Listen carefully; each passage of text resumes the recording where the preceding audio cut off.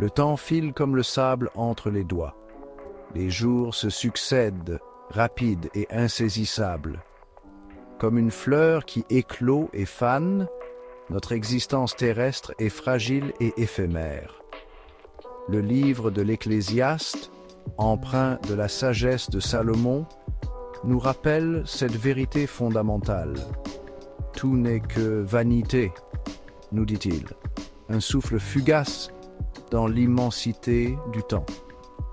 Face à cette réalité, comment donner un sens à notre passage sur Terre? Comment trouver la paix intérieure alors que tout semble voué à disparaître?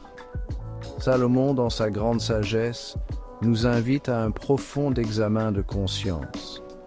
Il nous exhorte à ne pas nous laisser aveugler par les illusions du monde matériel.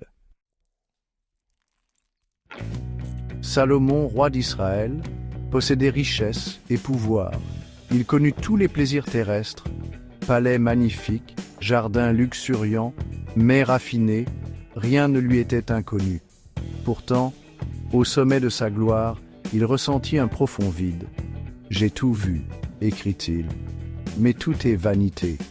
La quête effrénée du plaisir, de la richesse ou du pouvoir ne mène qu'à l'insatisfaction.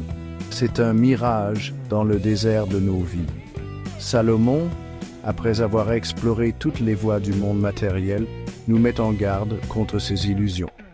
Il nous invite à chercher le bonheur ailleurs, dans une dimension plus profonde et durable. Si les biens terrestres ne peuvent nous combler ou trouver la joie véritable, Salomon nous invite à apporter un regard nouveau sur notre quotidien. Un rayon de soleil qui traverse les feuilles d'un arbre, le rire d'un enfant, un moment partagé avec ceux que nous aimons, voilà les vrais trésors de l'existence. Apprendre à apprécier ces petits bonheurs simples, c'est se donner la chance de vivre dans la gratitude. C'est savourer chaque instant comme un cadeau précieux. C'est se détacher de nos désirs incessants pour apprécier la beauté fragile du moment présent. Au-delà de la contemplation de la nature et des joies simples, Salomon nous révèle le secret d'une vie riche de sens. Crains Dieu et observe ses commandements, nous dit-il. Vivre dans le respect de l'ordre divin, c'est se donner une boussole pour traverser les épreuves de la vie. La crainte de Dieu n'est pas la peur, mais le respect de sa loi morale. C'est agir avec justice, compassion et humilité. C'est reconnaître que notre existence dépasse le cadre matériel et s'inscrit dans un dessein plus grand.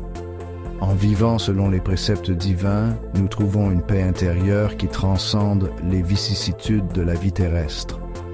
C'est là que réside la véritable sagesse, celle qui traverse les âges et nous guide vers la lumière.